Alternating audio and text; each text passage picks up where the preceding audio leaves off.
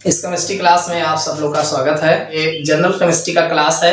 इस general chemistry class में हम आपको जो है परमाणु क्या होते हैं तथा ये इसकी संरचना क्या है इसके बारे में हम चर्चा करेंगे। सबसे पहले हम बात करते हैं परमाणु। सबसे पहली बात आती है कि परमाणु क्या, पूरा ब्रह्मांड जो है पदार्थों से मिलकर बना होता है।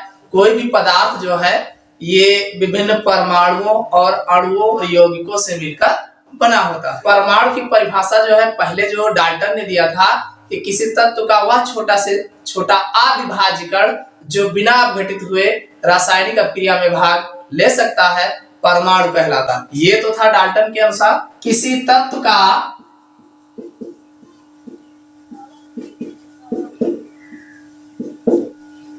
वह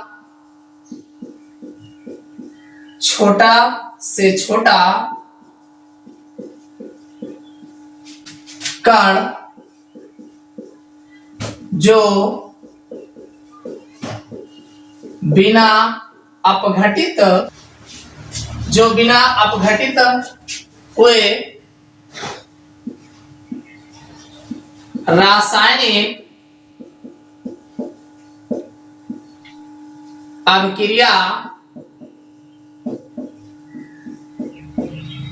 में भाग ले सकता है परंतु स्वतंत्र अवस्था में नहीं रह सकता। परमाणु कहलाता है। देखो परमाणु जो होता है किसी तत्व का वह छोटा से, जैसे मान लीजिए कोई तत्व है, अब चाहे जो कोई तत्व ले ले, जैसे हाइड्रोजन है, नाइट्रोजन है, ऑक्सीजन है, कोई भी तत्व है, तो तत्व का वह छोटा से छोटा कण यानी उसका किसी तत्व का जो है सबसे छोटा कण होता है, तो वह छोटा से छोटा कण जो बिना अपघटित हुए, अपघटित का मतलब ये हुआ कि वो कम ना हो जाए, जैसा है वैसा ही रहेगा, बिना अपघटित हुए रासायनिक अभिक्रिया में भाग लेता है परमाणु कहलाता है। और यह स्वतंत्र अवस्था में नहीं रह सकता। दिया है परमाणु जो है स्वतंत्र अवस्था में नहीं रह सकता। देखिए जो परमाणु होते हैं आप जानते हैं, अगर इसके उदाहरण की बात करें, H जो है हाइड्रोजन का परमाणु है,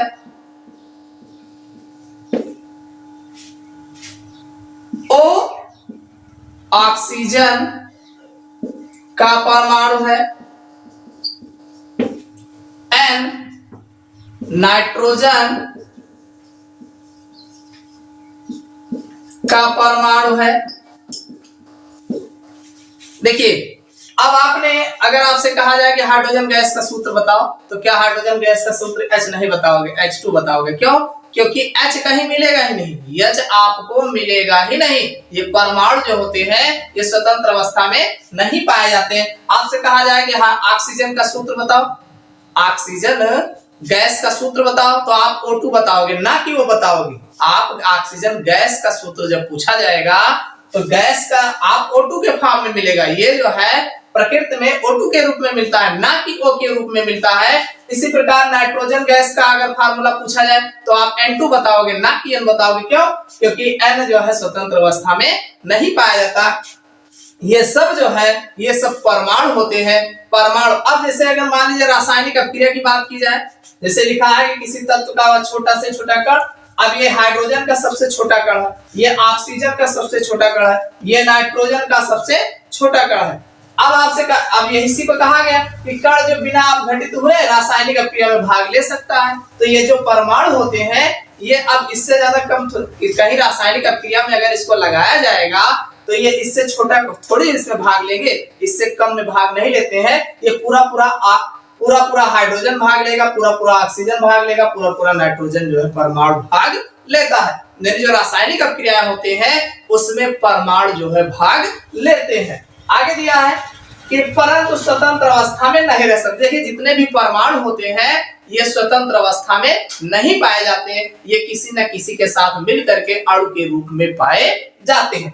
तो वही लिखा है पर स्वतंत्र अवस्था में नहीं रह सकता, परमाणु कहलाते हैं, ये सब जो है परमाणु कहलाते हैं। तो परमाणु समझ में आ गया होगा कि परमाणु क्या होते हैं। अब हम बात करते हैं अणु किसे कहते हैं। तत्व अथवा यौगिक का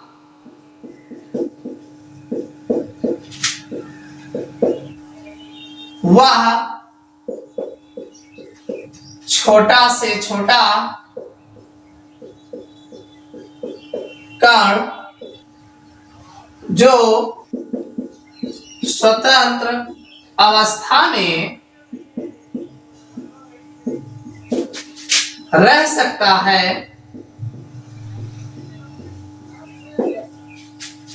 अणु कहलाता है। तत्व अथवा यौगिक, देखिए तत्व की बात करो। अब तत्व में जैसे हाइड्रोजन तत्व या नाइट्रोजन तत्व, ऑक्सीजन तत्व, किसी की बात करो तो तत्व अथवा यौगिक, कोई यौगिक ले लो, जैसे H2O ये भी यौगिक है, HCl ये भी यौगिक है, H2SO4 ये भी यौगिक है। तो तत्व अथवा यौगिक का वह छोटा से छोटा कण, यानी वह छोटा सबसे छोटा जो सरल कण हो जो स्वतंत्र अवस्था में रह सकता हो, यानी फ्री अवस्था में रह सकता हो, अणु कहलाता है। अगर इसके हम एग्जांपल्स की बात करें, जैसे मान लीजिए ऑक्सीजन का अणु, तो इसका जो फार्मूला होगा O2 होगा। नाइट्रोजन का अणु तो ये N2 होगा। इसी तरीके से जैसे अगर यौगिक की बात किया जाए, जल का अणु, इसका फार्मूला H2O होगा। हाइड्रोजन क्लोराइड का अणु तो इसका HCl होगा। देखिए ये जल का अणु है H2O, H2O एक यौगिक है। अगर आपसे कहा जाए कि जल जो है, वाटर जो है, इसका फार्मूला क्या होगा, तो चाहे जितना वाटर हो उसका सबसे छोटा जो कण होगा उसका जल के यौगिक का, जल एक यौगिक है तो यौगिक का जो सबसे छोटा कण होगा वो H2O होगा। अब H2O से भी जल के सूत्र को इससे कम में थोड़ी दिखाया जा सकता है। सबसे छोटे पार्टिकल का जो सूत्र होगा वो जल का H2O ही होगा। इसी तरीके से हाइड्रोजन क्लोराइड HCl भी एक यौगिक है, तो ये HCl हाइड्रोजन क्लोराइड यौगिक का जो सूत्र होगा वो HCl होगा। अब ये HCl जो है सबसे छोटे पार्टिकल को प्रदर्शित करता है और ये सब जो है स्वतंत्र अवस्था में पाए जाते हैं। इसी तरीके से ऑक्सीजन के अणु की बात करें तो ऑक्सीजन का अणु O2 है। देखिए O2 कैसे बना है, O और O, O2 का अगर फॉर्मेशन देखा जाए तो O और O कौन है, O ऑक्सीजन का परमाणु, ये एटम है। O जो होता है ये एटम है। अब दो एटम आपस में मिल करके मॉलिक्यूल्स का निर्माण करते हैं, अणु का निर्माण करते हैं। और अणु जो होता है ये स्वतंत्र अवस्था में पाया जाता है। जो सिलेंडर में गैस ऑक्सीजन की भरोगे या वायुमंडल में जो गैस आपको मिल रही है ये सब O2 के फॉर्म में मिल रहा है, ना कि O के फॉर्म में मिल रहा है। देखिए जो परमाणु होते हैं, ये गैसों के जो परमाणु होते हैं ये बहुत खतरनाक होते हैं। गैसों के जो परमाणु होते हैं ये खतरनाक होते हैं, ये मुक्त अवस्था में नहीं पाए जाते। ये हमेशा जो है किसी न किसी परमाणु जो होते हैं फ्री अवस्था में नहीं पाए जाते, ये आपस में मिल करके अणु के रूप में पाए जाते हैं। तो ऐसे ये नाइट्रोजन के अणु की बात करें N2, तो N2 कैसे बना, N और N, दो N परमाणु से मिल करके अणु का निर्माण हुआ है। तो वही कहा गया कि तत्व अथवा यौगिक का वह छोटा से छोटा कण, चाहे तत्व की बात करूं जैसे ऑक्सीजन एक तत्व है, नाइट्रोजन एक तत्व है, सल्फर एक तत्व है, ब्रोमीन एक तत्व है। तो तत्व का वह छोटा से छोटा कण, जैसे अगर आपसे कहा जाए ब्रोमीन गैस का सूत्र बताओ, Br2 बताओगे, तो Br2 जो है वो ब्रोमीन का एक अणु को प्रदर्शित करता है। तो छोटा से छोटा कण जो स्वतंत्र अवस्था में रह सकता। अब ये सब जो है ये सब के सब स्वतंत्र अवस्था में पाए जाते हैं। यानी अणु जो होते हैं वो स्वतंत्र अवस्था में पाए जाते हैं। अब जब ये रासायनिक अपक्रिया में भाग लेंगे तो अणुओं के परमाणु रासायनिक अपक्रिया में भाग लेते हैं। एक चीज और ध्यान रखिएगा कि जब रासायनिक अपक्रियाएं होती हैं तो अणु नहीं भाग लेता, भले हम अणु यूज करते हैं लेकिन उसके जो परमाणु होते हैं वही जो है रासायनिक अपक्रिया में भाग लेते हैं। तो अब चाहे तत्व की बात कर लो चाहे यौगिक की बात कर लो, ये सब सबसे छोटा कण जो होता है वही जो है अणु कहलाता है। समझ में आ गया होगा अणु क्या है। देखिए हम तो ये जान गए कि ब्रह्मांड जो है पदार्थों से निर्मित हुआ है, यानी जो हमारा ये पृथ्वी है या पूरे ब्रह्मांड की बात करोगे तो ये सब जो है पदार्थों से मिलकर बने होते हैं। अब पदार्थ जो होता है, पदार्थ जो है विभिन्न परमाणुओं, अणुओं और यौगिकों से मिलकर बना होता है। कोई भी पदार्थ की बात करोगे तो वह परमाणु और अणु से मिलकर बना होता है। देखिए कोई भी पदार्थ ले लीजिए, जैसे छोटा सा एग्जाम्पल ले लीजिए, जैसे मार्कर है तो मार्कर ये प्लास्टिक से मिलकर, ये प्लास्टिक है ना, ये प्लास्टिक का मार्कर बना है। अब प्लास्टिक जो है कोई ना कोई प्लास्टिक होगा, चाहे जो प्लास्टिक होगा तो वो प्लास्टिक भी किसी न किसी परमाणु और अणु से मिलकर, जैसे आपके हाथ में पॉलीथीन है, मान लीजिए आपके घरों में पॉलीथीन है तो पॉलीथीन जो है एथिलीन यानी CH2 double bond CH2, polythene जो है एथिलीन से मिलकर बना है तो ethylene CH2 double bond CH2। अब एथिलीन में कौन कौन से कंपोनेंट यूज हुए हैं तो एथिलीन में कार्बन और हाइड्रोजन जो है यूज हुआ है। तो कार्बन और हाइड्रोजन कौन है, कार्बन जो है परमाणु है। एथिलीन में जो आप पॉलीथीन यूज कर रहे हो वो पॉलीथीन जो है किन से मिलकर बना है, वो जो है कार्बन और हाइड्रोजन से मिलकर एथिलीन बनाया है और एथिलीन जो है पॉलीथीन में यूज किया जा रहा है। इस तरीके से कोई भी पदार्थ जो होता है वो परमाणु और अणुओं से मिलकर बना होता है, यानी तत्वों से निर्मित हुआ होता है। अब तत्व में आप जान गए कि परमाणु क्या होते हैं और अणु क्या होते हैं। अब ये जो परमाणु है, चलिए अब हम परमाणु पे आ जाते हैं जहां पे स्टार्ट किए।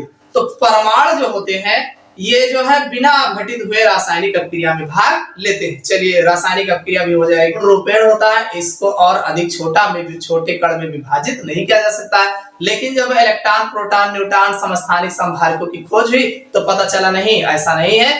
परमाणु जो होते हैं, परमाणु अस्थाई, देखिए जो परमाणु होता है, परमाणु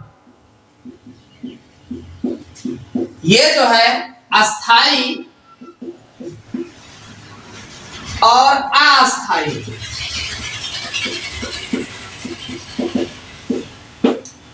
परमाणु जो होता है अस्थाई और अस्थाई कणों से मिलकर बना होता है। यदि कोई भी परमाणु अगर देखा जाए तो अस्थाई और अस्थाई कणों से मिलकर बना होता है। अस्थाई कण में कौन कौन आ जाते हैं, ये जो अस्थाई कण होते हैं वो है इलेक्ट्रॉन, प्रोटॉन और न्यूट्रॉन। ये जो अस्थाई कण होते हैं वो इलेक्ट्रॉन, प्रोटॉन और न्यूट्रॉन से मिलकर बना होता है। अस्थाई कण में अगर हम बात करें, पॉजिट्रॉन, एंटी प्रोटॉन, न्यूट्रिनो, ऐसे और भी हैं। अब न्यूट्रिनो, एंटी न्यूट्रिनो, मेजान, इसी में आ जाएगा मेजान, ये सब जो है मेजान आदि ऐसे और भी हैं जिनके बारे में अध्ययन नहीं किया जाता है। वैसे तो नाम तो जानना चाहिए। देखिए जो अस्थाई कण होते हैं इलेक्ट्रॉन, प्रोटॉन, न्यूट्रॉन से मिलकर जो है ये परमाणु जो है निर्मित हुआ। अब ये जो परमाणु होता है ये इलेक्ट्रॉन, प्रोटॉन और न्यूट्रॉन से मिलकर बना होता है। और जो अस्थाई कण होते हैं ये पॉजिट्रॉन, एंटी प्रोटॉन, न्यूट्रॉन, मेजान और पाइजान, ऐसे और भी है, ये और भी कण होते हैं, लेकिन ये आप दो चार जानिए। ये अस्थाई, ये जो हमारा परमाणु होता है ये परमाणु जो है इन्हीं कणों से मिलकर, अस्थाई और अस्थाई कणों से मिलकर बना होता है। तो अब ये तो परमाणु जो है हमारा ये इलेक्ट्रॉन, प्रोटॉन, न्यूट्रॉन से मिलकर बना होता है। अब इलेक्ट्रॉन क्या होते हैं, प्रोटॉन क्या होता है, न्यूट्रॉन क्या होता है, देखिए इसमें हम बहुत ज्यादा डिटेल में चर्चा नहीं करेंगे, लेकिन जो एग्जाम में अक्सर पूछे जाते हैं इनके बारे में जानना आवश्यक है। तो इसके बारे में थोड़ा थोड़ा हम जानकारी जो है लेते हैं। देखिए जो परमाणु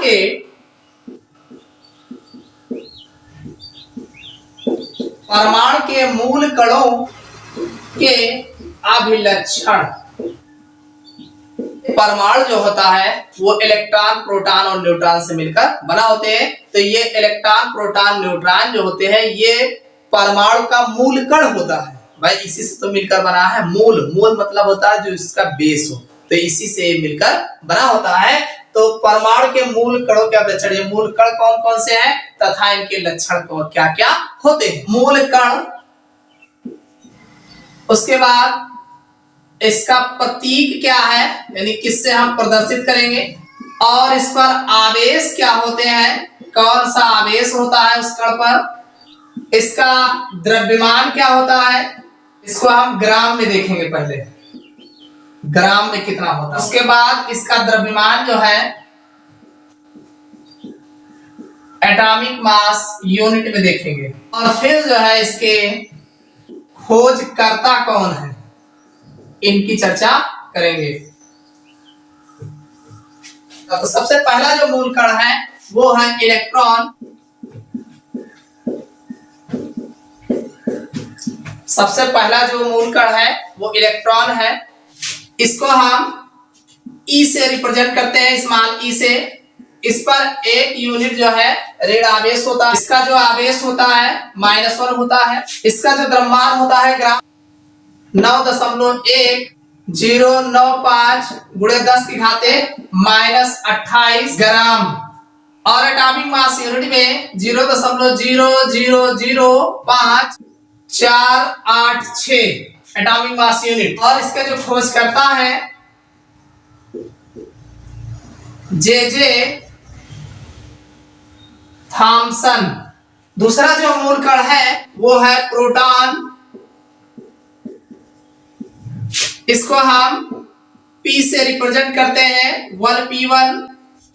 इसका जो आवेश होता है +1 होता है। इसका जो द्रव्यमान है 1.626 गुणे 10 की घाते -24 ग्राम, और इसका जो एटॉमिक मास में द्रव्यमान होता है 1.00335 एटॉमिक मास यूनिट।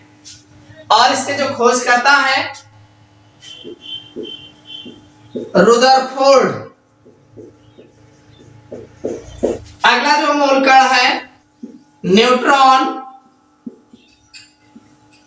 इसको हम जो है 0n1 से प्रदर्शित करते हैं। पर जो आवेश होता है 0 होता है। इसका जो द्रव्यमान होता है 1.6749 गुणे 10 की घाते 24 ग्राम। ये इसका जो है द्रव्यमान ग्राम में होता है। एटॉमिक मास यूनिट में जो द्रव्यमान होता है 1.008724 एटॉमिक मास यूनिट। और इसके जो खोज करता है चैडविक है। देखिए जो जे थॉमसन ने खोज किया था 1897 में, और रुदरफोर्ड ने 1919 में जो है खोज किया था, और चैडविक ने जो है 1932 में जो है खोज किया था। देखिए ये तालिका है, फिर से देख लीजिए एक बार। इलेक्ट्रॉन जो है इस पर एक यूनिट ऋण आवेश होता है। इसको स्मॉल ई से प्रदर्शित किया जाता है -1 E0। वैसे ई के ऊपर एक ऋण आवेश लगा के बताया जाता है।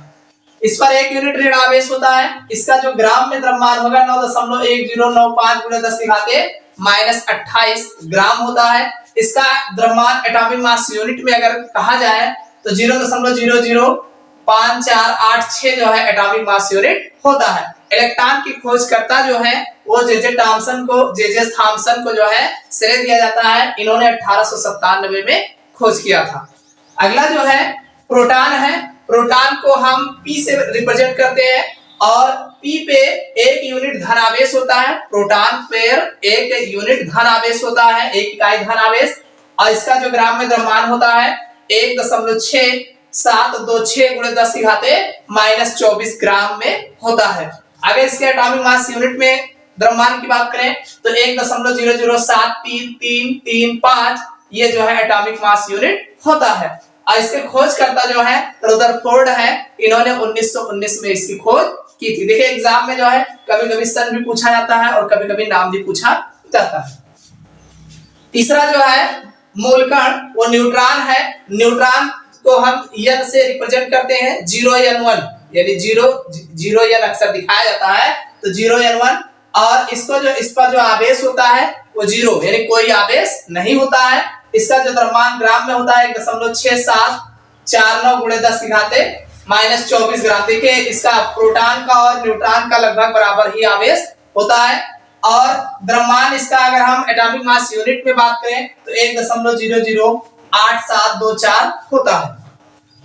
इसके खोजकर्ता जो है जेम्स चैडविक है, और जेम्स चैडविक ने 1932 में जो है खोज की थी।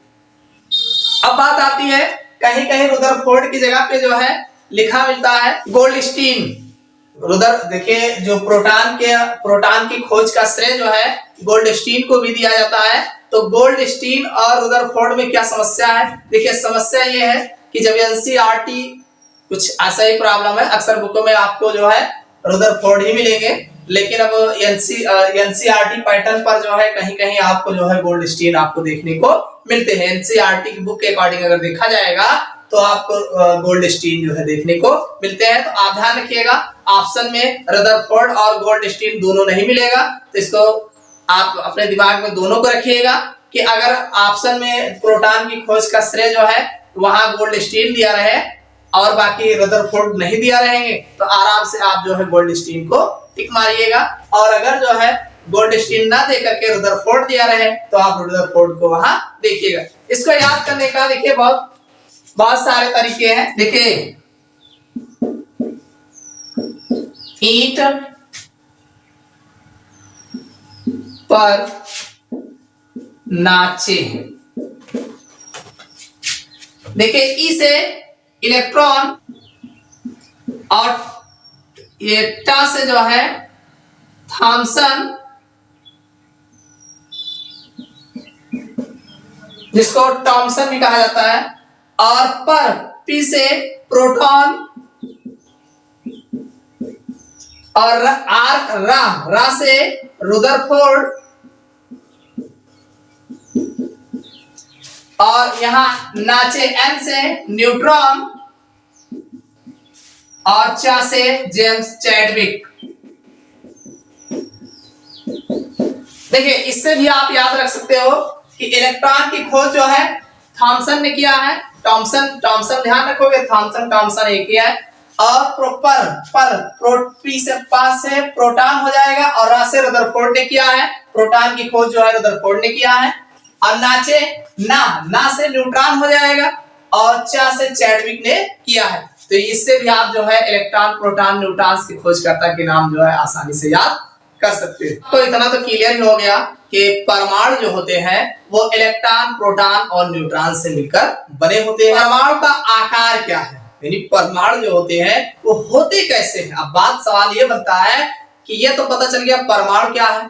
परमाणु जो होता है, जो तत्व होते हैं, तत्व का छोटा कण जो होता है वो परमाणु होता है। अब परमाणु जो होता है वो इलेक्ट्रॉन प्रोटॉन और न्यूट्रॉन से मिलकर बना होता है। ये तो क्लियर हो गया। अब बात ये उठती है कि परमाणु का आकार क्या है, शेप क्या है, यानी परमाणु की कैसे होता है। तो परमाणु जो होता है, देखिए परमाणु का मॉडल जो एग्जाम में पूछा जाता है, सबसे पहला मॉडल किसने दिया था? तो परमाणु के आकार के बारे में सबसे पहला मॉडल जो देखने को मिलता है थॉमसन का परमाणु मॉडल।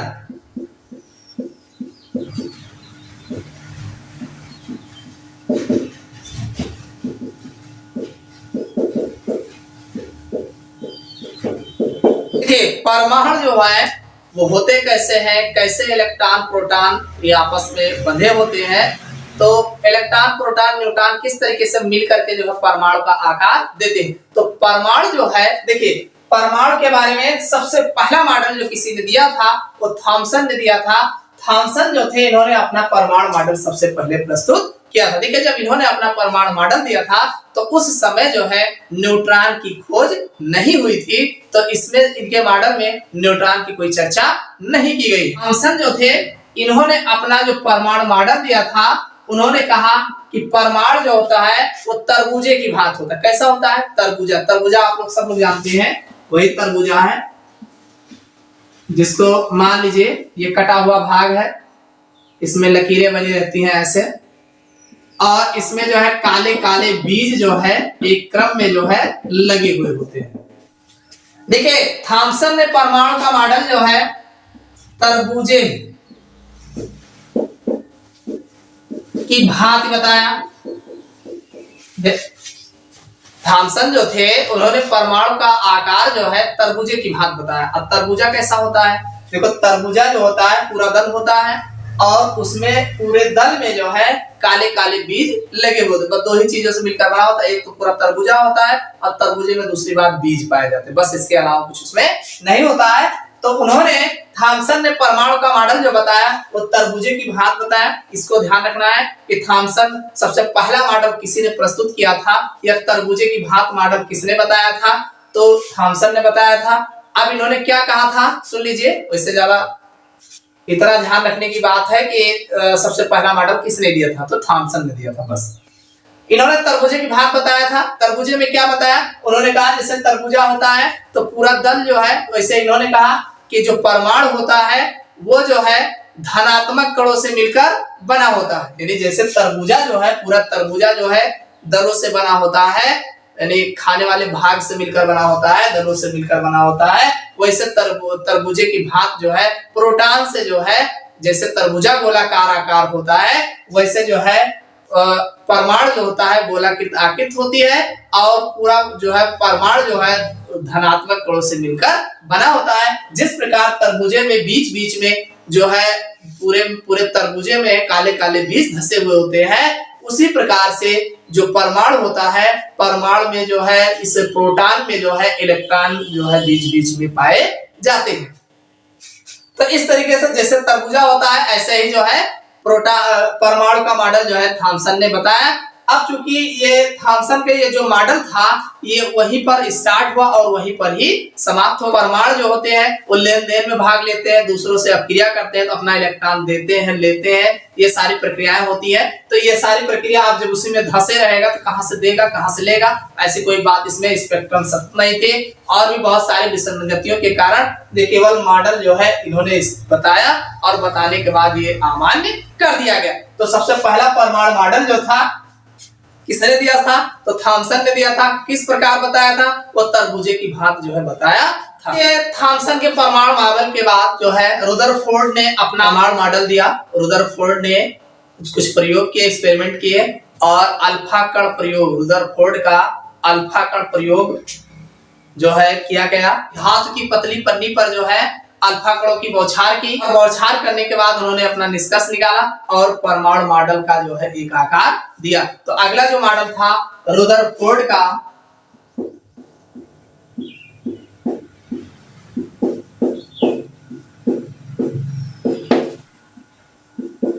नाभिकीय परमाणु मॉडल।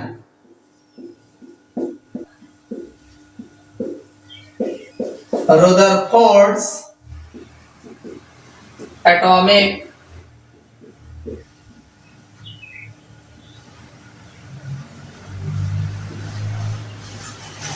Nuclear model. देखिए रदरफोर्ड का जो है नाभिकीय परमाणु मॉडल जो है प्रस्तुत किया गया। रदरफोर्ड ने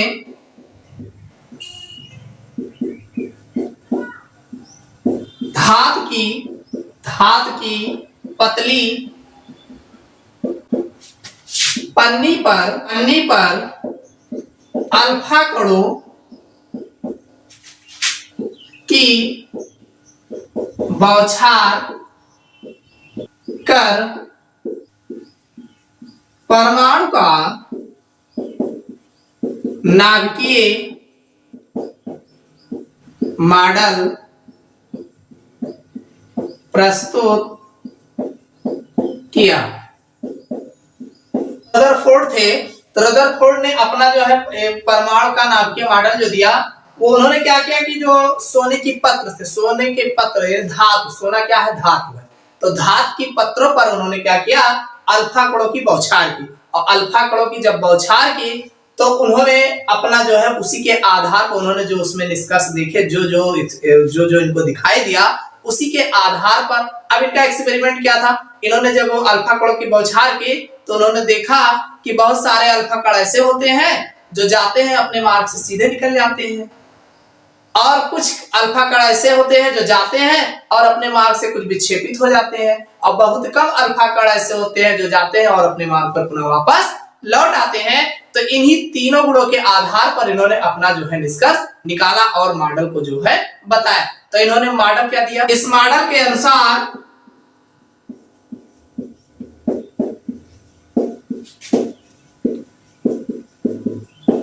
यानी ये जो इनका मॉडल था अल्फा कण का, इसके अनुसार इन्होंने क्या बताया, सबसे पहली बात इन्होंने ये बताया परमाणु अति सूक्ष्म गोलाकार विद्युत उदासीन कण है जिसका अधिकांश भाग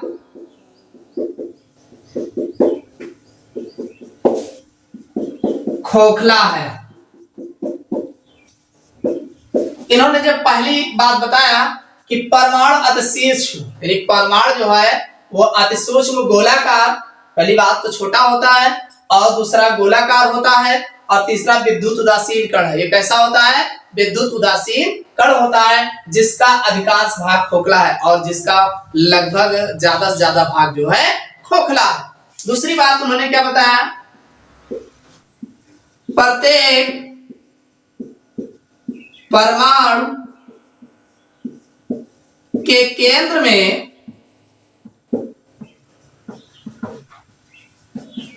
अति सूक्ष्म सघन भारी धनावेशित केंद्र स्थित होता है जिसे नाभिक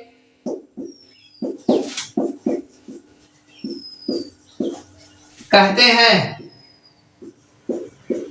दूसरी बात उन्होंने क्या बताया कि प्रत्येक परमाणु के केंद्र में, यानी अगर जो परमाणु है गोलाकार जो भाग बताया था कि उसके केंद्र में अति सूक्ष्म थोड़े से भाग में सघन, यानी जो सघन होता है भारी होता है और वही जो है भारी भी होता है, धनावेशित केंद्र स्थित होता है, यानी बीच में सघन होता है, भारी होता है और धनावेशित केंद्र स्थित होता है जिसे नाभिक कहते हैं। यानी बीच वाले भाग को जो सघन होता है, भारी होता है और धनात्मक कणों से मिलकर बना होता है उसे हम नाभिक कहते हैं। अगला जो था, नाभिक के चारों ओर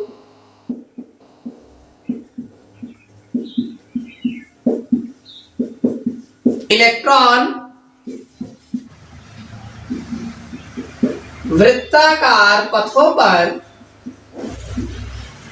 तेजी से घूमता है जिन्हें कक्षा या ऑर्बिट कहते हैं।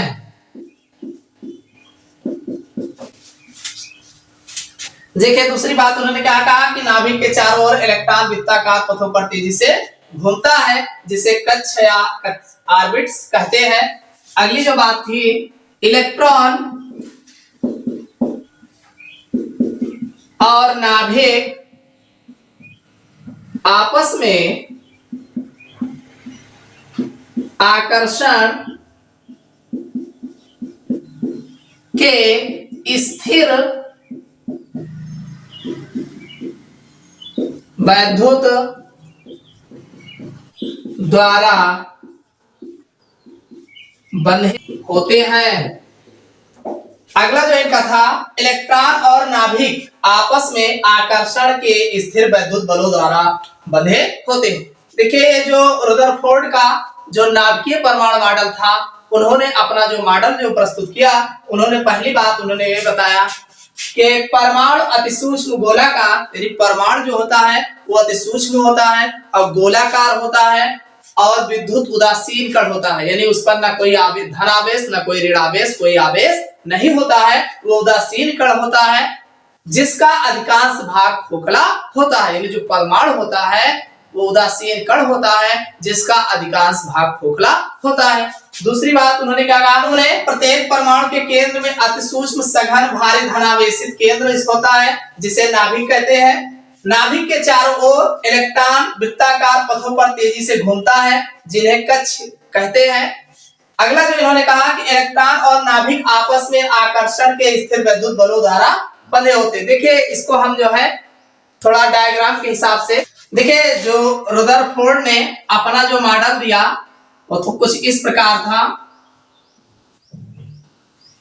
उन्होंने कहा कि जो परमाणु होता है वह एक गोलाकृत आकृत होता है, यानी जो है गोलाकार आकृत होता है और विद्युत उदासीन होता है, यानी इस पर ना कोई धनावेश होता है और ना ही कोई ऋण आवेश होता है। यानी जो परमाणु होता है इस पर कोई आवेश नहीं होता है, विद्युत उदासीन कण होता है। और उन्होंने कहा कि जो मध्य वाला भाग होता है, ये बीच वाला भाग, ये बीच वाले भाग जो होता है ये धनात्मक कणों से मिलकर बना होता है। यानी परमाणु का जो मध्य वाला भाग होता है वो धनात्मक कणों से मिलकर बना होता है, ये पॉजिटिव होता है।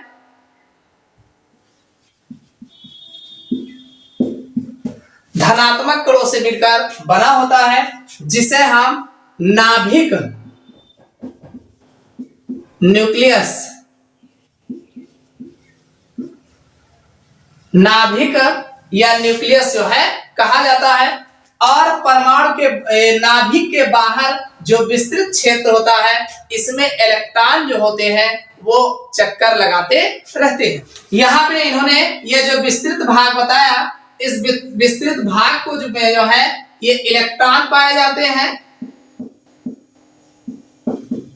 ये इलेक्ट्रॉन पाए जाते हैं। यानी इस नाभिक के बाहर जो है ये जो बड़ा वाला भाग होता है, सबसे बड़ा वाला भाग होता है, इसमें जो है इलेक्ट्रॉन पाए जाते हैं। इलेक्ट्रॉन जो होते हैं वो जो है चक्कर लगाते हैं, यानी तेजीगत से कक्षाओं में जो है, विभिन्न कक्षाओं में, ऑर्बिट्स में जो है, इसी में जो है इन्होंने कहा कि जो इलेक्ट्रॉन्स होते हैं वो ऑर्बिट्स, इसी को ऑर्बिट्स कहा कि जो कक्षा होती है उसी कक्षाओं में जो है वो तेजी से जो है चक्कर लगाते हैं। यानी ये नाभिक के बाहर वाला जो भाग, विस्तृत भाग होता है, इसमें इलेक्ट्रॉन पाए जाते हैं और वो इलेक्ट्रॉन जो होते हैं वो अपना जो है इसी में तेजी से चक्कर लगाते हैं। तो ये इनका रदरफोर्ड का परमाणु मॉडल था और इस प्रकार से इन्होंने अपना मॉडल दिया था कि परमाणु जो होता है गोलाकृत आकृत होते हैं। परमाणु कैसा होता है? एक गोलाकार आकृत होता है और यह जो है विद्युत उदासीन होता है। कैसा होता है? विद्युत उदासीन होता है। और इस गोलाकृत आकृत का पूरा भाग, ज्यादा से ज्यादा भाग जो होता है रिक्त होता है, खाली होता है, जिसमें जो है इलेक्ट्रॉन पाए जाते हैं। और इस गोलाकृत आकृत का जो मध्य भाग होता है, बीच वाला भाग होता है, वो धनात्मक कणों से मिलकर बना होता है, जो भारी होता है, दृढ़ होता है। देखिए ये बीच वाला भाग जो होता है पॉजिटिव चार्ज धनात्मक कणों से मिलकर बना होता है, भारी होता है। और इस पूरे परमाणु का जो द्रव्यमान होता है वो इसी केंद्र में जो है निहित होता है, यानी बाहर का कोई जो है वजन नहीं होता। इसी त्रिज्या, ये इसी बीच वाले भाग का जो द्रव्यमान होता है वो इसी में जो है केंद्रित रहता है, यानी इसी से इस पूरे परमाणु का जो है द्रव्यमान निर्धारित होता है। तो वही कहा गया कि इस नाभिक के बीच वाले भाग को ही ये धनात्मक कणों से मिलकर बना होता है तथा इस परमाणु का समस्त द्रव्यमान उसी में निहित होता है, यानी उसी में होता है, जिसे हम नाभिक या न्यूक्लियस जो है बताया। तो ये रदरफोर्ड का नाभिकीय परमाणु मॉडल जो है दिया गया था। अब देखिए इनके मॉडल के जो है कुछ कमियां थी, इनके मॉडल की कुछ कमियां थी। वह कौन कौन सी मॉडल की कमियां थी? इनका जो दोष था, दोष रदरफोर्ड के परमाणु मॉडल के दोष, तो इनका जो पहला दोष था, किसी परमाणु की स्थायित्व की व्याख्या नहीं कर पाता है। तो पहला दोष है। और इनका जो दूसरा दोष, यह मॉडल